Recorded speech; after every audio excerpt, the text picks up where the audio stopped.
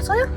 Hej alle sammen, og I er hjertelig velkommen til den her video. I dag vil jeg lave en stable house tour på stedet. Selvfølgelig ikke lige alle områder, der er nogen, der bor her. Så jeg vil prøve at filme det meste, så kom nu. Så man starter med at komme ind her og køre, hvor at der så er en parkeringsplads. I den der stald er der så til de heste, elevheste, og det er en privat stald og privat stald. Så jeg tænker, at vi går hen i elevstallen. Jeg tænker ikke, der er nogen grund til, at jeg viser det private. Her, så når man kommer ind, er alle boksene her. Og det fortsætter så bare længere og længere ned.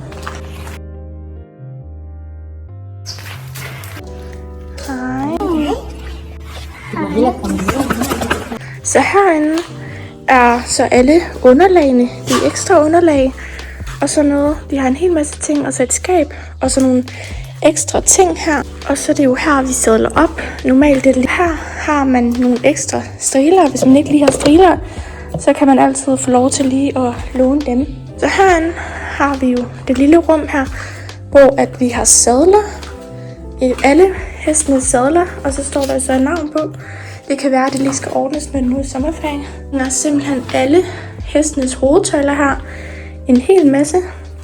Og så herover hænger så sadlerne også. Så hvis man nu ikke lige har sin egen ridehjelm, eller skal låne den, så har man også ridehjelm. Der er nogle ekstra stigebøjler og remme.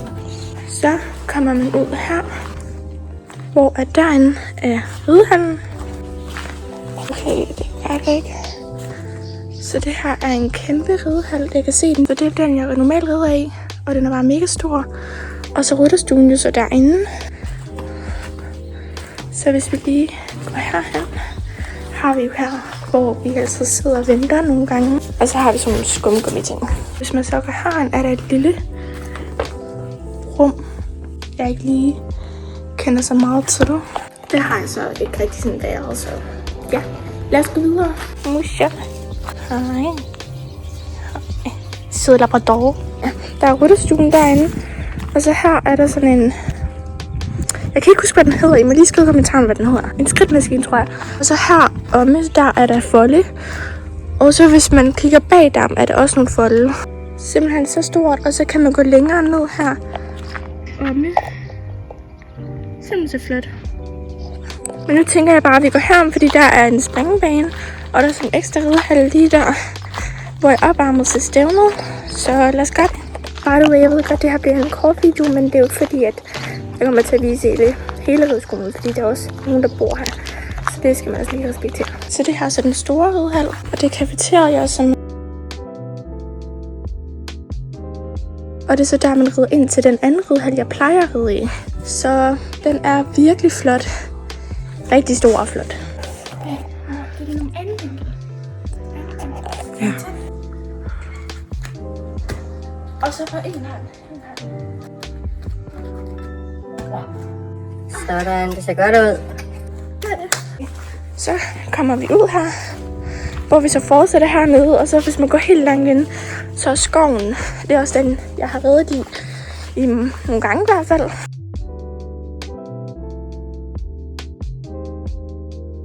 Så her, når vi kommer her, er der nogle sandfolde. Jeg tror 3 sandfolde her. Så der er der også en stald, hvor der opbevares sådan noget hø og sådan noget, men det kommer jeg ikke lige til at filme. Det er da også privat, så det håber jeg også går. Og så hvis vi går længere herom, er der en springebane.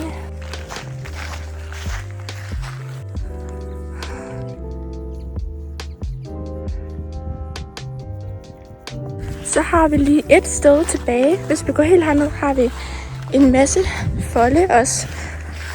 Og det er også der, jeg mener virkelig, jeg tror det er der, at elevhestene opholder sig her i sommerferien.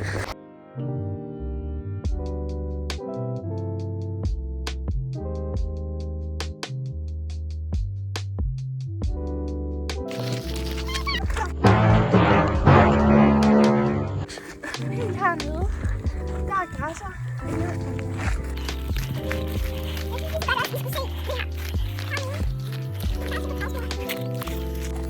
Så. Er det nogle af dem, du var på her?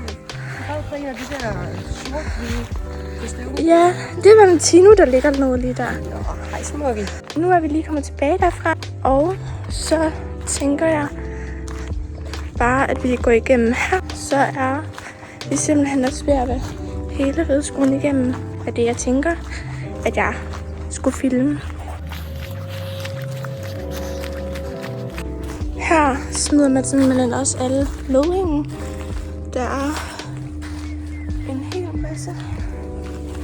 Og så er der jo der også en masse mødring. Ja, jeg ved så ikke lige, hvad der er der. Her kan I se, som jeg sagde før, var der også noget mødring, som lige her. En kæmpe plads også, hvor der og så herinde, hvis I er i tvivl om, hvad det er, så er det, hvor der kunne laves hø. Og her er der så en hel masse folde. Jeg ved ikke lige, ja, en hel masse folde i hvert fald. Så lige her, så er det der, man kører ind på rideskolen. Her, en vej. Så det her er altså en stor rideskole. Det er ikke lige så stor som Kør. Men jeg føler, at det er en sådan, perfekt størrelse for en rideskole. Den skal ikke være for stor, synes jeg. Hvis jeg skulle have min egen rideskole. Eller bare sin gård. Så skulle den ikke være alt for stor. Han skulle bare have hyggelige områder. Og ja, så kunne den bare passe til mig. Jeg vil egentlig bare slutte videoen af og sige tak, fordi I så med. Og så glæder jeg til næste video, hvor at det bliver en 3 dage i mit liv. Har jeg lige så godt afsløret. Så vi ses egentlig bare i min næste video. Hej hej. Morgen. Ha' det godt.